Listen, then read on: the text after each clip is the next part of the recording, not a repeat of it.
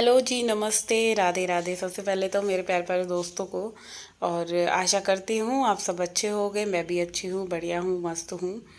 तो जी आज की वीडियो की स्टार्टिंग हो रही है। सुबह के बज रहे हैं 6:30 और अभी जस्ट मैं सबसे पहले मंदिर से आई हूँ।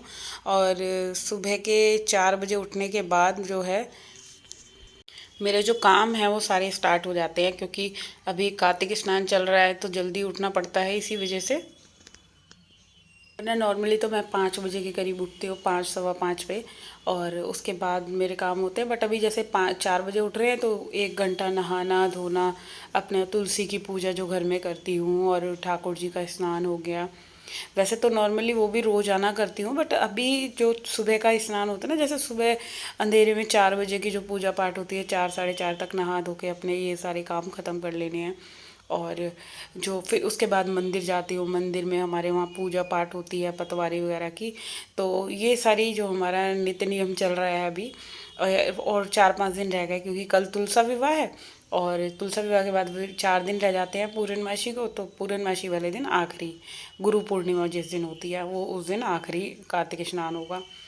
तो अभी जैसे जल्दी जल्दी उठ के ना, देखो एक एनर्जी तो होती है, ये तो है कि हम किसी भी चीज़ के लिए अगर कोई मन से श्रद्धा से हम किसी भी भगवान का नाम लेकर अपने दिन की शुरुआत करते हैं तो बहुत अच्छा दिन निकलता है, दिन जाता भी है, ऐसा नहीं है।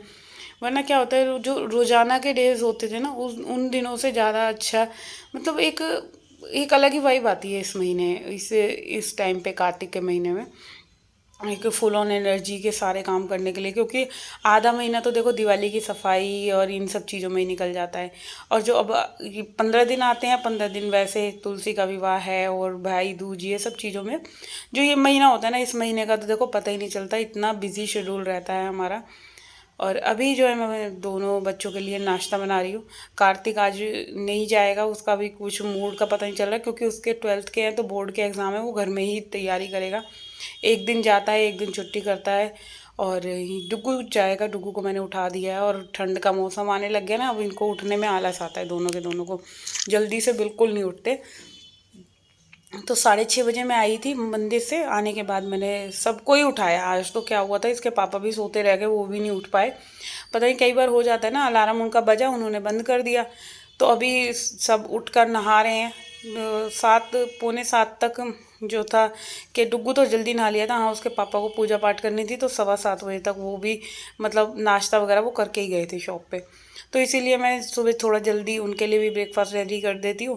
कि ये होता है ना, देखो शॉप पे जा रहे हैं तो सब मतलब खा कर जाए, कोई खाली पेट ना जाए, चाहे बच्चे हैं चाहे कोई भी है। और बच्चों को भी मैं ना मॉर्निंग में चाहे मैं कुछ भी बनाऊँ, रोटी बनाऊँ, पराठा बनाऊँ, वैसे तो नॉर्म ज़्यादातर ना मेरे यहाँ पराठे ही बनते हैं। तो मेरी कोशिश यही रहती है कि सब नाश्ता करके जाएं। मुझे अच्छा लगता है कि कोई भूखे पेट ना जाए, क्योंकि देखो पूरा दिन है, क्योंकि नाश्ता करना सबसे ज़रूरी है। उसके बाद आप कुछ भी करते रहो, एक बार हमारे पेट में थोड़ा बहुत खाने का कुछ जाना चाहिए। वरना क्या होता है ना, ना तो बच्चे से पढ़ाई हो पाती। मैं तो यही कहूँगी, सबको यही सजेस्ट करूँगी कि सुबह जिसके भी घर से कोई भी बाहर जाता है तो भाई नाश्ता करवा कर भेजो। मना सब करते हैं, मेरे घर में भी मना करते हैं, मगर ये होता है ना, मैं जब प्लेट लगा कर रख देती हूँ ना, मक्खन पराठा वगैरह, तो ना ना करते करते भी एक पराठा तो खा ही लेता है कोई भी हो, चाहे पति है चाहे बच्चे हैं, कोई भी है, हस्बैंड है। मना करेंगे वो रोज़ मेरे को कि मेरे को पराठे मत दिया कर, मेरे को ज़्यादा ऑयली हो गया, मुझे तो नॉर्मल तो ब्रेड दे दे या बिस्किट हो या कुछ भी, रस फैन कुछ भी ऐसा दे दे, मुझे हैवी नाश्ता मत दे। बट अच्छा, मैं खुद नहीं खाती, मगर मेरे को ये है, मैं तो घर में हूँ, मेरे को भूख लगेगी मैं कुछ भी खा लूँगी। मगर जो बाहर रहते हैं ना, फिर खा पी कर जाए तो देखो कब दोपहर तक नाश्ता खाने का टाइम होता है, उससे पहले ये सारे काम मेरे हो जाएँ। सब खा लेना तो मेरे को अच्छा लगता है, एक अच्छा खुशी सी मिलती है। अच्छा, यहाँ पे ना मेरे आधे से ज़्यादा कपड़े धुल गए थे, और मैं सोची थी वीडियो मेरी चालू है और मैं भूल गई कि वीडियो बंद पड़ी थी। तो ये आखिरी लौट के कपड़े मैं निकाल के धो रही हूँ। और क्या है कि ये जो वीडियो था, मेरे से ये मिस्टेक हो गई। मेरे को लगा कि मैंने वीडियो चालू कर रखी है, और जब मैं उठी ना ये सर्फ़ वाला पानी छज्जे पे डालने के लिए, देखा तो मेरा वीडियो बंद था, फिर मैंने वीडियो चालू करा। अब इसमें ना कईयों के कमेंट आ जाते हैं एक दो के कि आपने कपड़े कैसे खंगाले हैं, एक ही बार में खंगाल दिए। तो भाई एक बार में नहीं है, पहले खंगाल के रख चुकी थी ये, तब कपड़े तब के हैं।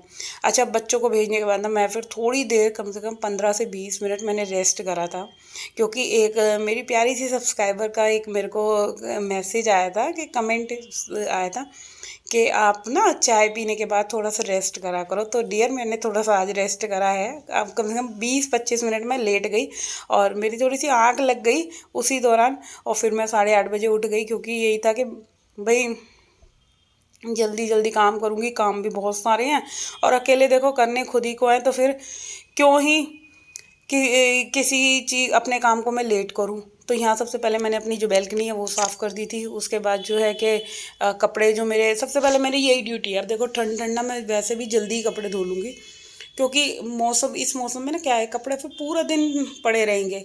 इससे तो अच्छा है जितने जल्दी सूखेंगे और उतना जल्दी तय भी हो जाएंगे। और धूप अब थोड़ा सा देखो लेट भी निकलेगी, ये नहीं है जल्दी, जैसे गर्मियों में तो 6-6:30 तक खूब सूरज निकल आता है, बट अभी सर्दी में यही रहेगा, 7:30-7:45 तक सूरज निकल पाएगा।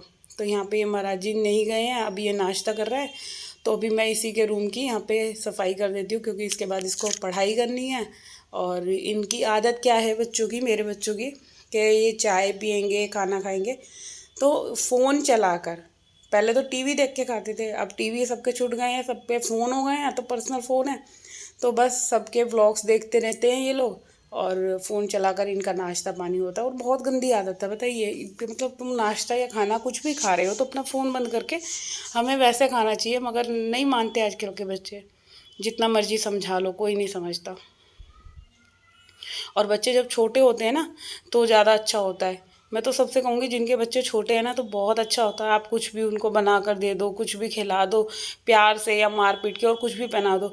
बट जैसे जैसे बच्चे बड़े होते हैं तो भाई बहुत दिक्कत आने वाली है, क्योंकि पता नहीं शायद सबके बच्चे ऐसे ना होते हों, मतलब बच्चे बहुत ज़्यादा ज़िद्दी हो जाते हैं, पढ़ने के लिए कहती रहूँगी नहीं सुनते।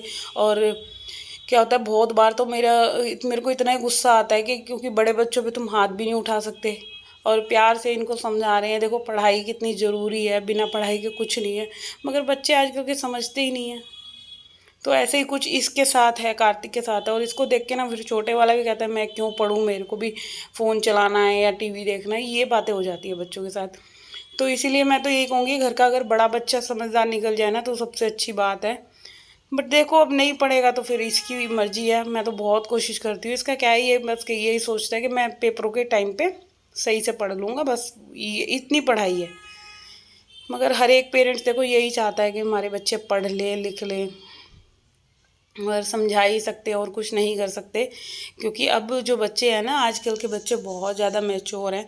हमारे टाइम पे तो ऐसे होता था, माँ बाप ने जो कह दिया वही चीज़ें हमने सुननी है करनी है, बट आजकल के नहीं हैं।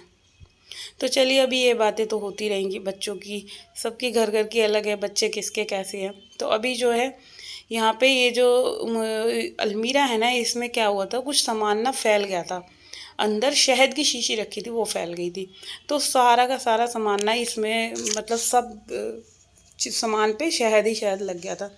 तो अभी मैं इसको भी साफ़ कर दूँगी, साथ के साथ जितना भी सामान फैल रहा है ना सबको पहले तो निकालूंगी, फिर निकालने के बाद इनको वॉश कर करके, और जो इसके अंदर मैंने मैट बिछा रखा है उसको मैंने फिर धोया, मशीन भी लगी हुई थी, उसके सर्फ का पानी निकाल के उससे धो के फिर मैंने धूप में डाल दिया सूखने के लिए।